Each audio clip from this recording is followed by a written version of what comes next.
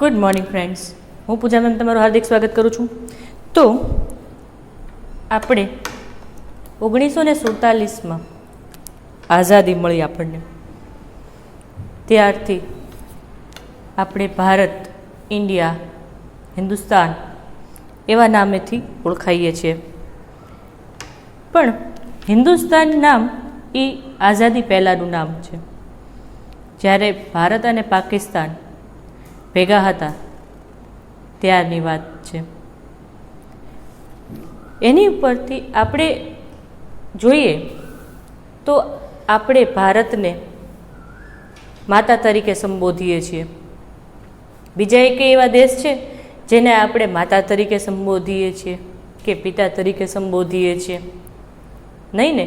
પણ આપણા દેશની સંસ્કૃતિ એટલી મહાન છે કે તે આપણી ભૂમિને પણ માતા તરીકે સંબોધે છે.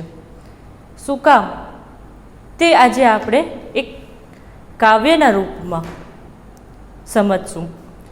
તો આજે આપણે ગુજરાતીનું 2nd ચેપ્ટર હિન્દ માતાને સંબોધન ભણીશું.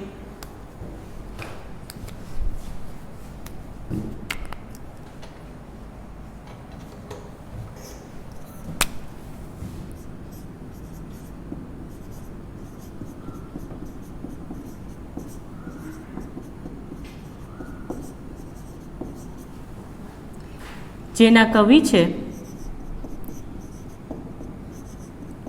કવિ કાન.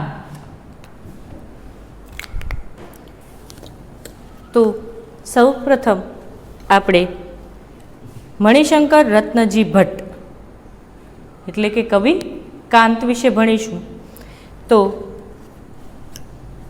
કવિ કાંતનું આ ઉપનામ છે. તેનું સાચું નામ મણિશંકર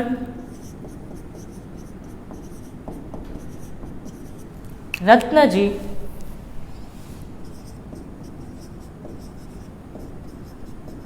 ભટ્ટ.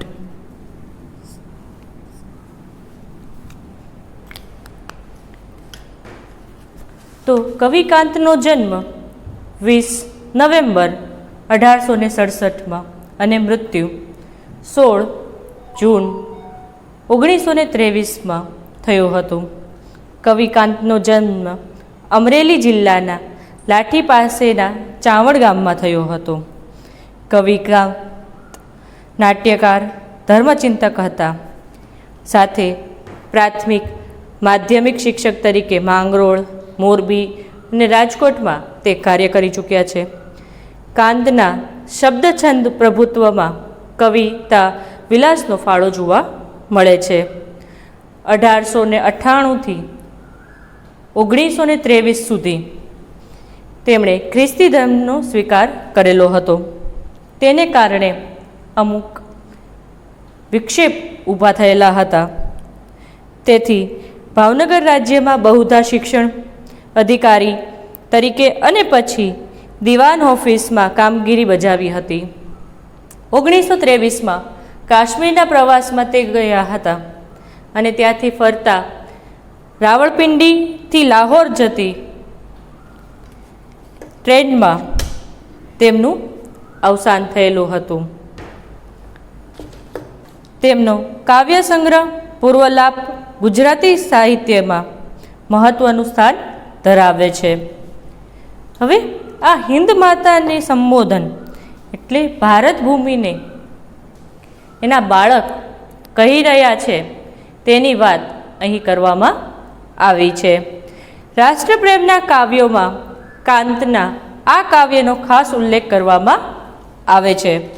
સમગ્ર કાવ્ય હિન્દ માતાને સંબોધન રૂપે લખાયું છે.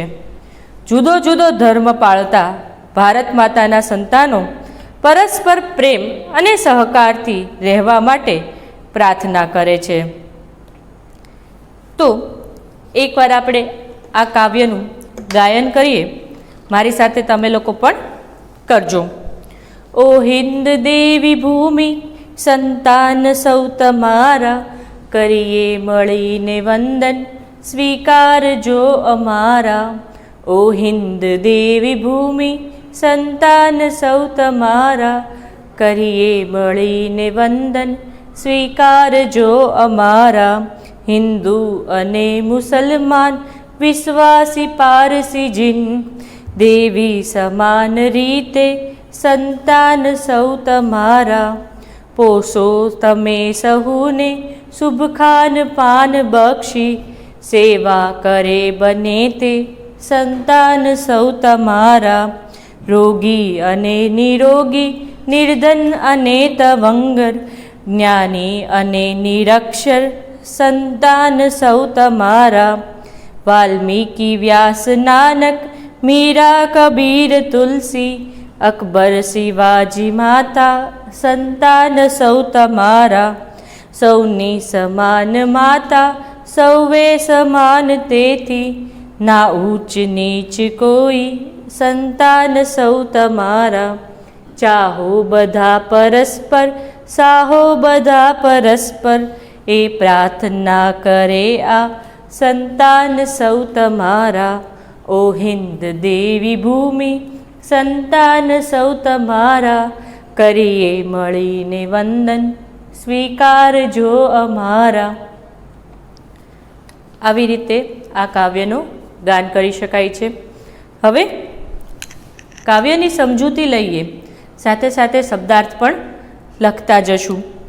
ઓ હિન્દ દેવી ભૂમિ સંતાન સૌ તમારા, કરીએ મળીને વંદન સ્વીકારજો અમારા. તો અહીંયા પહેલો શબ્દ છે દેવભૂમિ.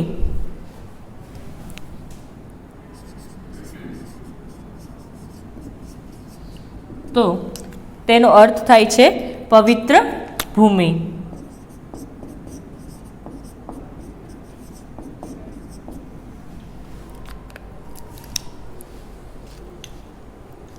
તો અહીં ભારતમાં વસનારા લોકો ભારત માતાને દેવોની ભૂમિ કહીને વંદન કરે છે. અમે તમારા સંતાન છીએ, તો અમારા વંદન સ્વીકારજો. ઓ હિન્દ દેવી, એટલે અહીંયા હિન્દ માતાને, હિન્દુસ્તાનને અને ભારત માતાને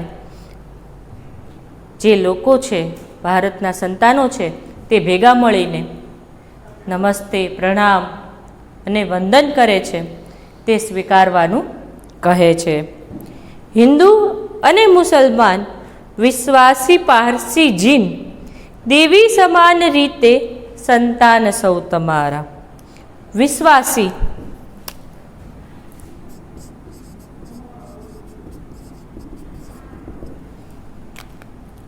એટલે ઈસુ ખ્રિસ્તમાં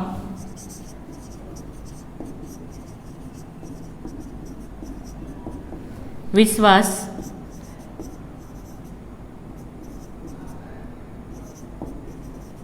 રાખનારા ખ્રિસ્તી.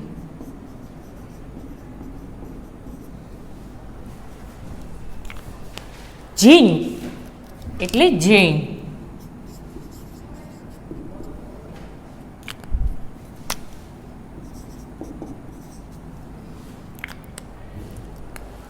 આપણા દેશમાં વિવિધતામાં એકતા છે. આપણા દેશમાં અનેક ધર્મના લોકો રહે છે. દરેક રાજ્યમાં દરેક ધર્મના લોકો રહે છે. તો અહીં કવિ કાંતે કહ્યું છે કે હિન્દુ, મુસલમાન, ખ્રિસ્તી, પારસી, જૈન વગેરે લોકો આપણા ભારતમાં સમાન રીતે રહે છે અને તમે સમાન રીતે સૌની માતા છો. કારણ કે ભારતમાં ક્યારે પણ એવું અલગ રીતે જોવામાં નથી આવતા કે આ ધર્મ આ છે તો આ ધર્મને અહીંયા જ રહેવાનું, આ ધર્મના લોકોને અહીંયા જ રહેવાનું, એવું ક્યારેય જોવામાં આવતું નથી. બધા પરસ્પર સરખી રીતે, સમાન રીતે રહે છે અને રાખવામાં પણ આવે છે. ભારત માતા દેવી સમાન છે, માતા સમાન છે. અહીં દેશમાં હિન્દુ, મુસલમાન, ખ્રિસ્તી, પારસી, જૈન, બૌદ્ધ વગેરે ધર્મના લોકો રહે છે. ભારત માતા માટે સૌ સંતાનો એક સમાન છે. ક્યારે આપણી ભૂમિએ ભારતમાં એવું કરવામાં નથી આવ્યું ને કે આ હિન્દુ ધર્મના છે તો એમણે અહીંયા જ રાખવાનું, તો એને આવું જ જમવાનું આપવાનું, આવી જ રહેન સહેન આપવાની, આવું જ ઘર હોવું જોઈએ, આવા જ એરિયામાં હોવું જોઈએ, આવા જ રાજ્યમાં હોવું જોઈએ, એવું ક્યારેય કે હિન્દુના મોઢા અલગ, મુસલમાનના મોઢા અલગ, ખ્રિસ્તીના મોઢા અલગ, એવી રીતે અલગ અલગ કરવામાં આવ્યું નથી. કારણ કે ઉપર બધું એક જ છે, એણે આપણને એક માણસ તરીકે મોકલ્યા છે. આ બધા ધર્મના ભેદભાવ તે આપણે ઉત્પન્ન કરેલા છે, એટલે એની માટે તો આપણે એક સમાન જ છીએ. ભલે આપણે બધાએ અલગ પાડી દીધેલા છે, આપણે વિખવાદ કરેલા છે, લેકિન પરંતુ આપણે ભગવાને ઈશ્વરે આપણને એક સમાન મોકલેલા છે, બધાના ફેસ સમાન છે. એટલે ટ્વિન્સ જેવા સેમ નહીં, પણ આપણે અમેરિકામાં જુઓ, આફ્રિકામાં જુઓ ને ઇન્ડિયામાં જુઓ, બધાની જે સ્કિન છે એમાં ફરક આવી જાય. ફેસ પરથી ખબર પડી જાય કે આ ઇન્ડિયન છે, કે આ અમેરિકન છે, કે આ આફ્રિકન છે. એવી રીતે ભગવાને આપણી સાથે કોઈ ભેદભાવ કરેલો નથી. એટલે જ અહીંયા ભારતને વિશ્વ બંધુત્વ તરીકે પણ ઓળખવામાં આવે છે, કારણ કે બધા જ ધર્મ અહીંયા સમાન રીતે રહે છે.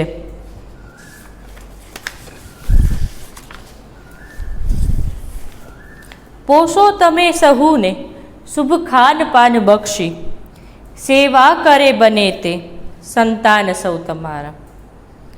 શું કહે છે? પોષો તમે સહુને,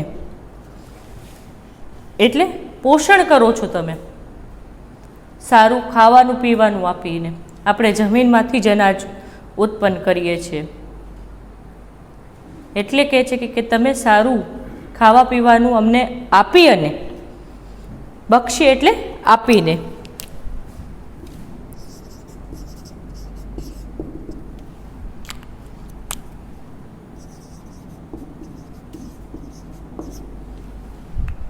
સારું ખાવાનું પીવાનું આપીને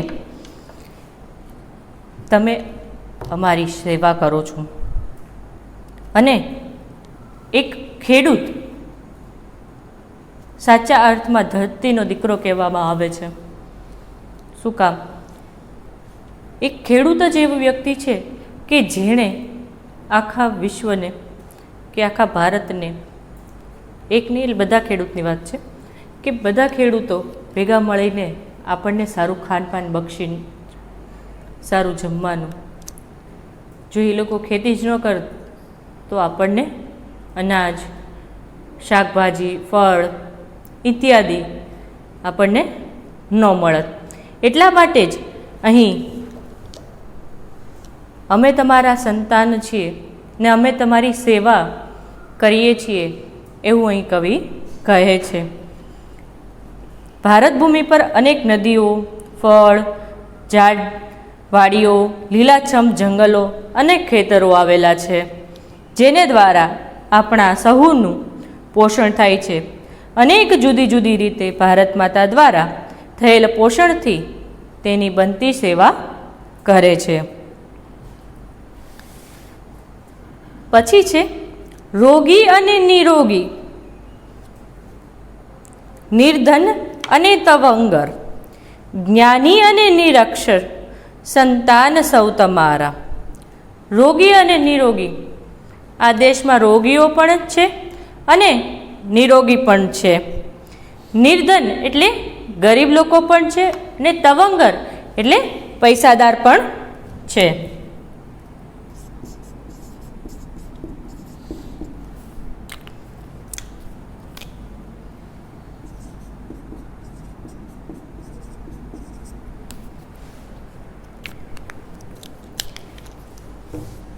જ્ઞાની એટલે જેનામાં બધું નોલેજ ભણેલું હોય, એવા નોલેજેબલ પર્સન પણ છે. નિરક્ષર એટલે અંગૂઠા છાપ લોકો પણ, અભણ લોકો પણ અહીં ભારતમાં વસે છે. નિરક્ષર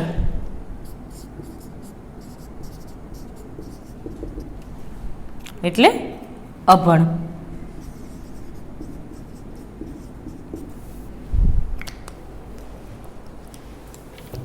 તો અહીં આપણો દેશ, ભારત દેશ ઘણો વિશાળ છે.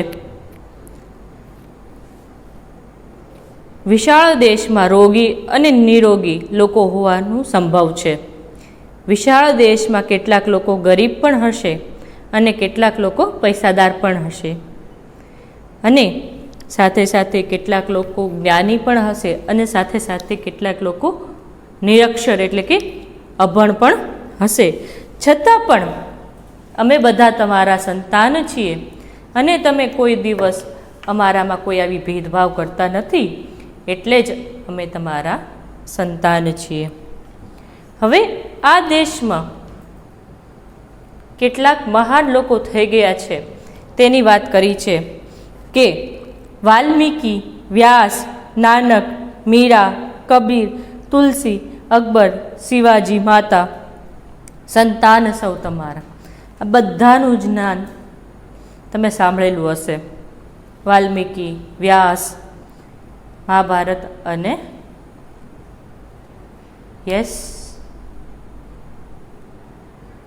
મહાભારત અને રામાયણના રચયિતા.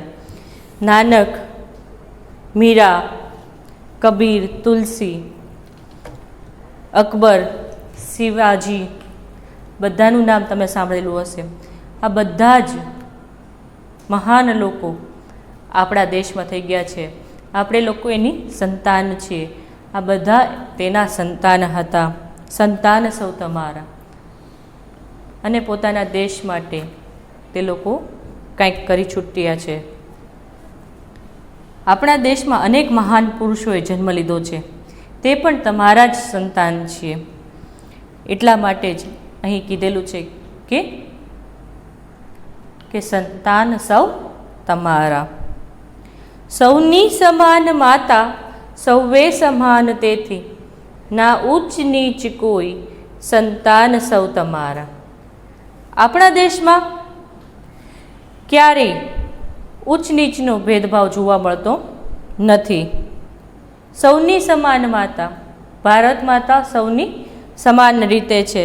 સૌએ સમાન તેથી, આપણે બધા સમાન છીએ. તેથી ના ઉચ્ચ નીચ કોઈ, કોઈ ઉચ્ચ નીચનો ભેદભાવ જોવામાં આવતો નથી, કારણ કે અમે તમારા સંતાન છીએ. ચાહો બધા પરસ્પર, સાહો બધા પરસ્પર, એ પ્રાર્થના કરે આ સંતાન સૌ તમારા.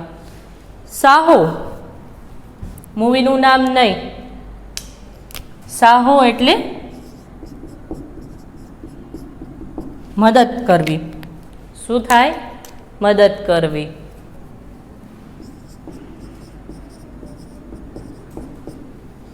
પછી છે પરસ્પર.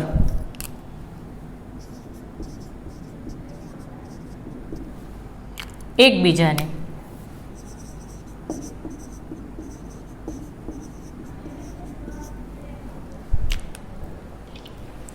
તો અહીંયા એમ કે છે ચાહો બધા પરસ્પર, એકબીજા સાથે હળી મળીને રહો. સાહો બધા પરસ્પર, એકબીજાને મદદ કરો. એ પ્રાર્થના કરે આ સંતાન સૌ તમારા.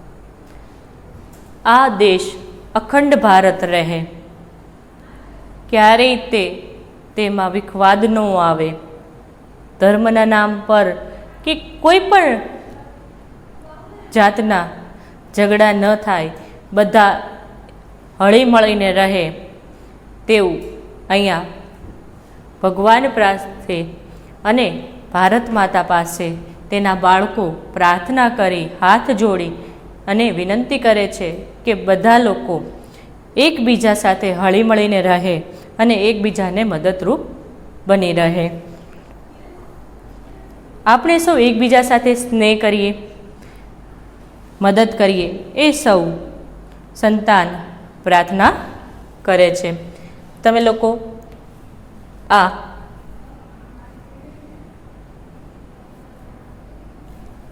આટલા જ શબ્દાર્થ છે એ ફટાફટ લખી લો.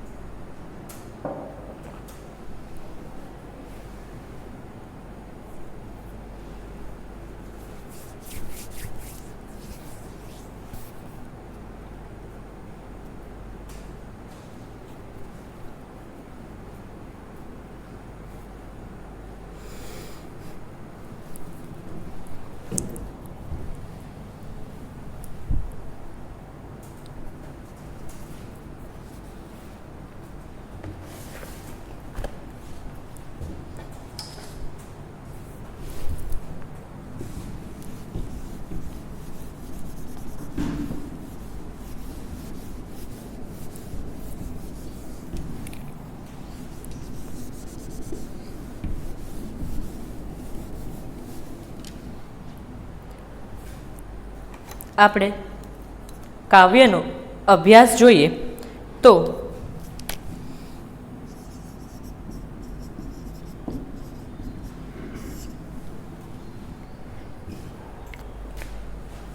પહેલો પ્રશ્ન છે, નીચેના પ્રશ્નોના ઉત્તર માટે આપેલા વિકલ્પોમાંથી સાચો ઉત્તર શોધીને તેનો ક્રમ અક્ષર પ્રશ્ન સામેના બોક્સમાં લખો.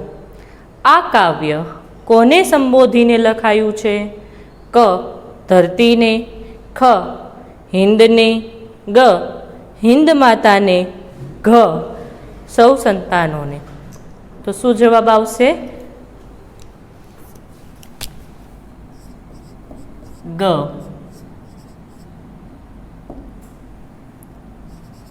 હિન્દ માતાને. પછી છે, કવિ હિન્દને કોની ભૂમિ તરીકે ઓળખવે છે? ક. વેદોની, ખ. કૃષ્ણની, ગ. દેવોની, ઘ. પુણ્યની. તો બીજાનો જવાબ આવશે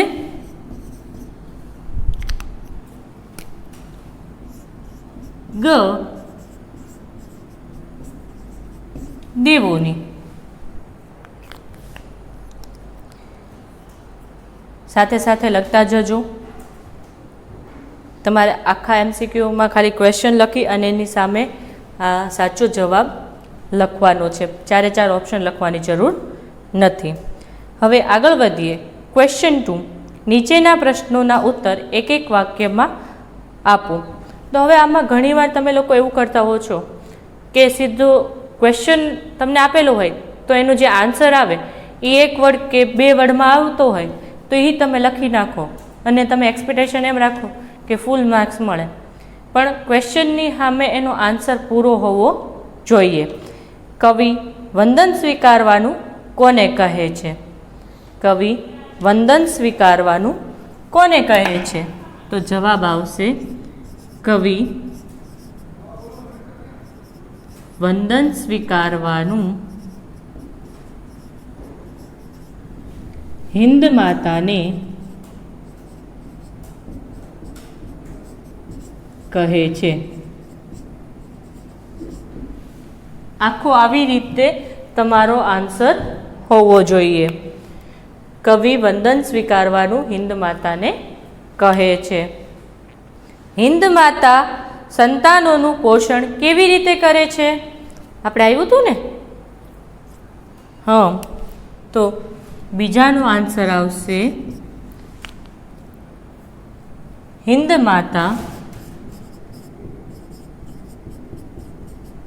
પોતાના સંતાનોનું પોષણ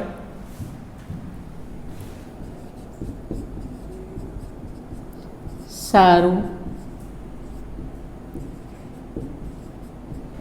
ખાનપાન આપીને કરે છે. હિન્દ માતા પોતાના સંતાનોનું પોષણ સારું ખાનપાન આપીને કરે છે.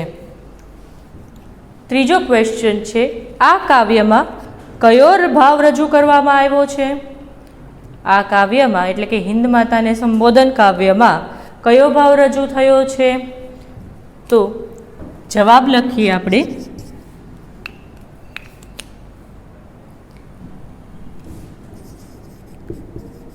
આપણે તમામ દેશવાસી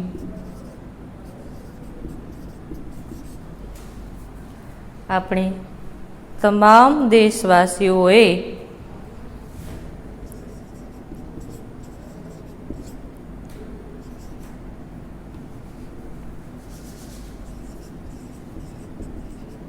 પરસ્પર પ્રેમ અને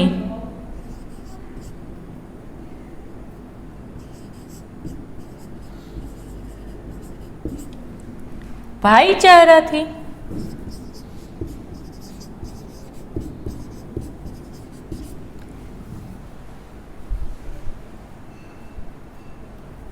રહેવું જોઈએ.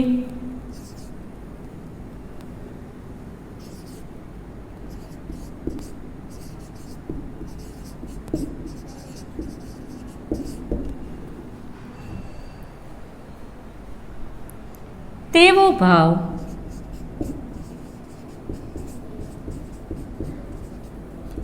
આ કાવ્યમાં રજૂ થયો છે. લખી લો.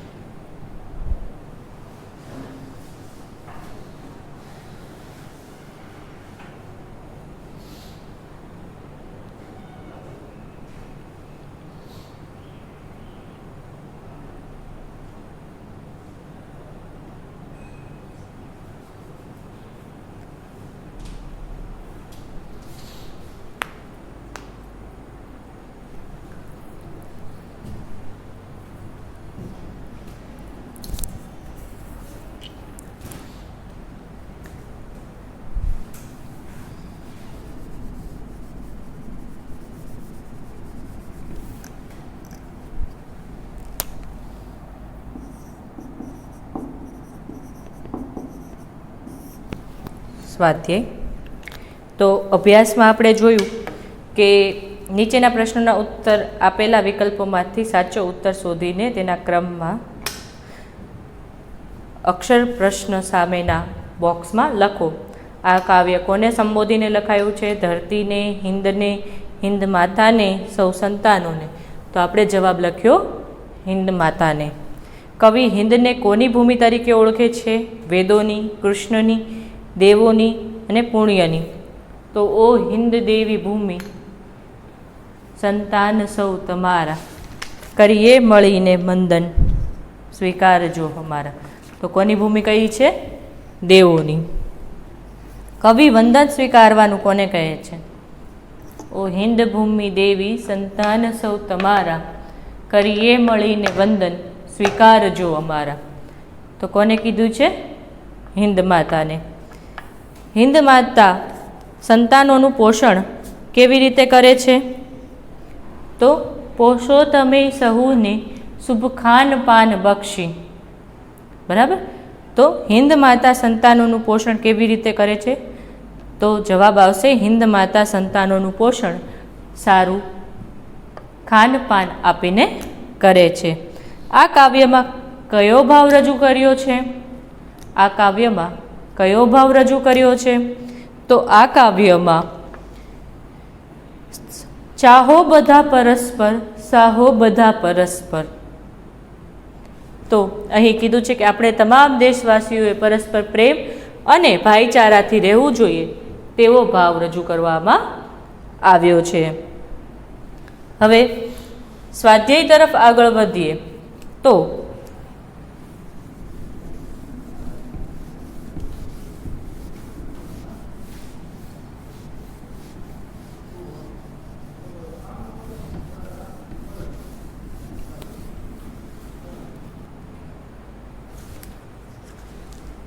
તો સ્વાધ્યાયમાં પહેલો પ્રશ્ન છે કે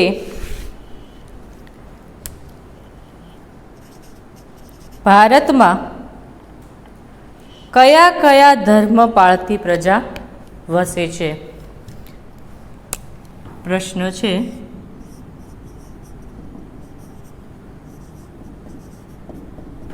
કયા કયા ધર્મ પાળતી પ્રજા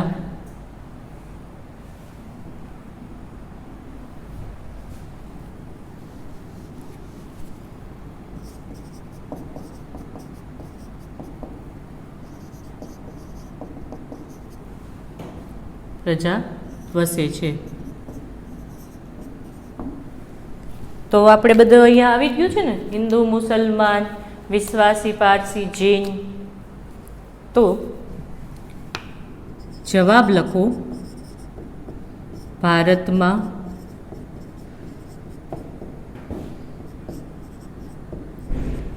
હિન્દુ,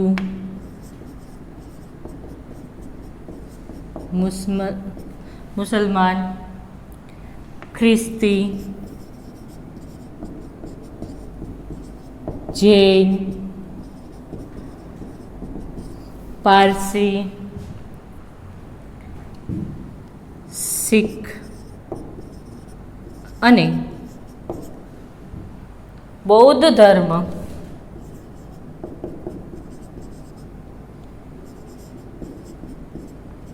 પાળતી પ્રજા વસે છે.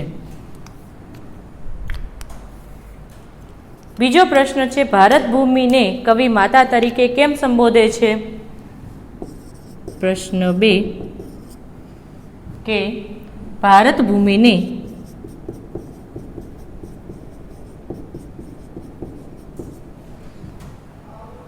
કવિ માતા તરીકે કેમ સંબોધે છે?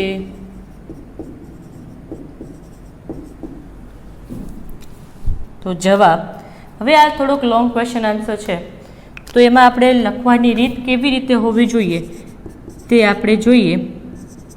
તો કરતા તો કે કવિ કાંત, કૃતિ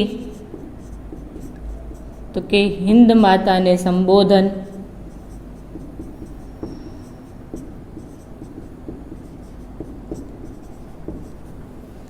અને સાહિત્ય પ્રકાર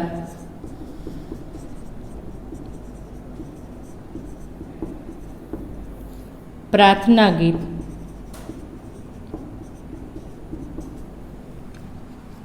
આ લખવાનું છે. પછી અહીંયા આવી જાઓ અને લખો પ્રસ્તાવના.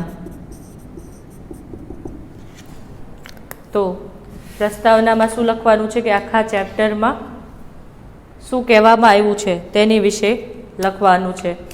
તો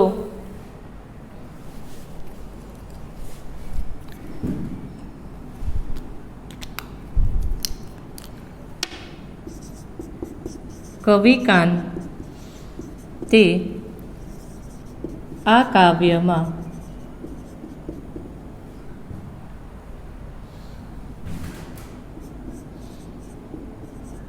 હિન્દ માતાને સંબોધન કરેલું છે.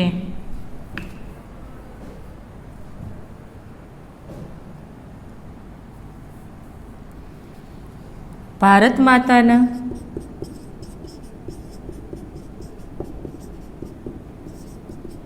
સંતાનોને પરસ્પર પ્રેમ અને ભાઈચારાથી રહેવાનું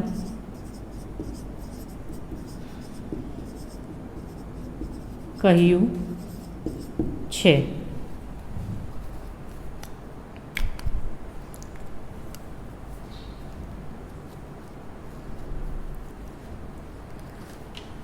હવે જવાબ લખીએ.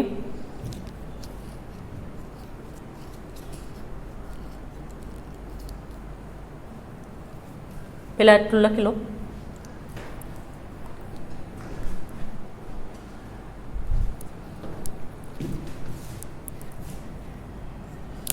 જવાબ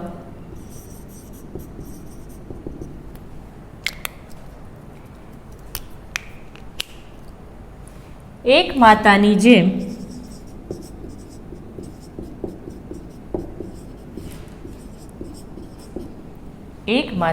જેમ ભારત માતા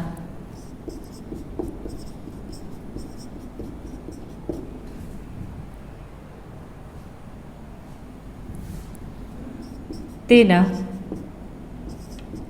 સૌ સંતાનોનું પોષણ કરે છે.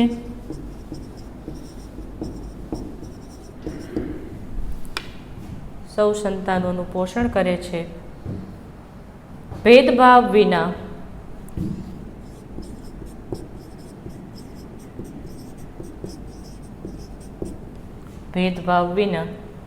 સરખો પ્રેમ આપે છે.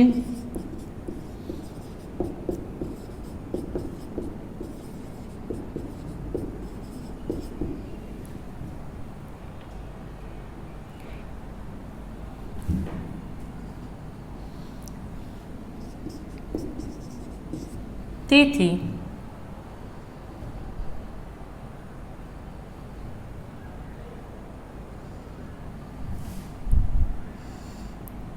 ભારત ભૂમિને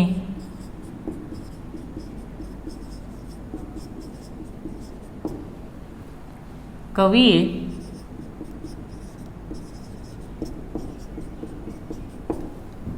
માતા તરીકે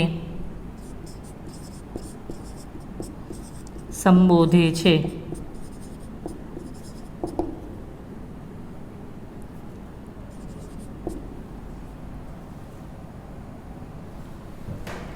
લખી લો.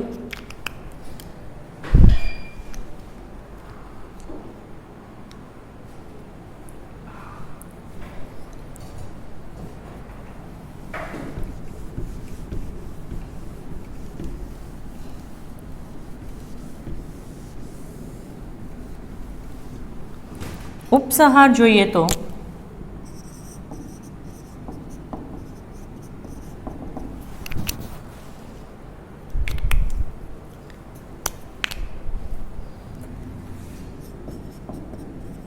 ભારત માતા પોતાના સંતાનોમાં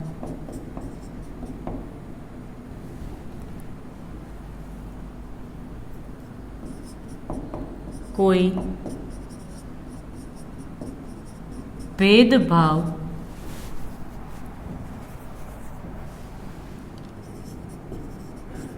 નથી કરતા.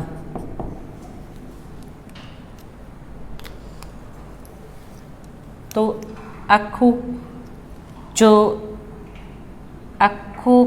આન્સર છે એને વન લાઇનમાં આપણે ડિસ્ક્રાઈબ કરી નાખ્યું.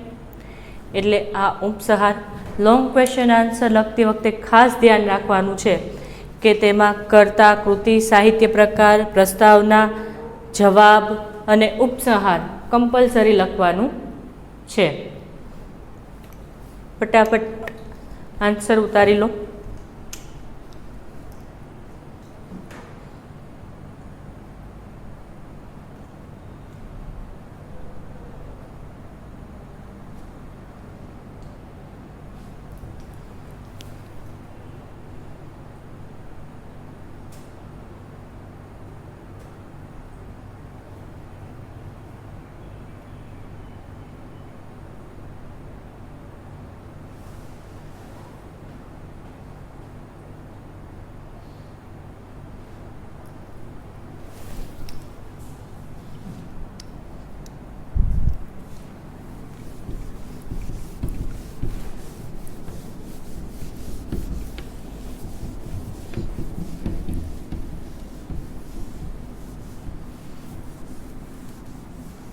તો આજનું હોમવર્ક છે, આપણે જેટલું પણ ભણ્યા જેટલું પણ લખ્યું, શબ્દ સમજૂતી એટલે કે શબ્દાર્થ, અભ્યાસ અને સ્વાધ્યાયના 2 ક્વેશ્ચન તે તમારે હોમવર્કમાં લખવાનું છે.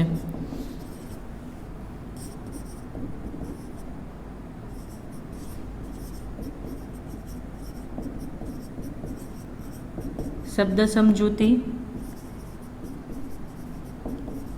અભ્યાસ અને સ્વાધ્યાયના પ્રશ્ન નંબર 1 પ્રશ્ન નંબર 1 અને 2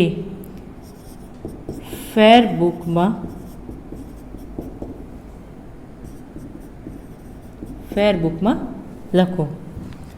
હવે જેટલું આપણે આજે કર્યું છે તે બધું જ તમારે ફેરબુકમાં લખી નાખવાનું છે. તે તમારું હોમવર્ક છે. તો આજે આપણે ભણ્યા હિન્દ માતાને સંબોધન. એટલે અહીં કવિ પોતાના રાષ્ટ્રપ્રેમની ભાવના વ્યક્ત કરે છે અને પોતે ભારત માતાના સંતાન છે. તેથી તે પ્રાર્થના કરે છે કે તમે છો એટલે આપ ખેડૂત છીએ, ખેડૂતને એ તમારી સેવા કરે છે અને તમે જ અમને સારું ખાનપાન બક્ષી અમારી રક્ષણ કરો છો. અને અહીંયા વિવિધ ધર્મના લોકો રહે છે, છતાં પણ બધાને લોકો વચ્ચે એકરૂપતા જોવા મળે છે અને બધા એવી જ રીતે ભાઈચારાથી રહે તેવી પ્રાર્થના અહીં કવિ ભારત માતાના સંતાન તરીકે કરે છે. તો આજે આપણે ભણ્યા ચેપ્ટર નંબર 2, તેમાં કાવ્ય સમજૂતી અને અભ્યાસનો આપણે અભ્યાસ કર્યો. નેક્સ્ટ લેક્ચરમાં આપણે સ્વાધ્યાયનો અભ્યાસ કરશું. ત્યાં સુધી good bye and have a nice day.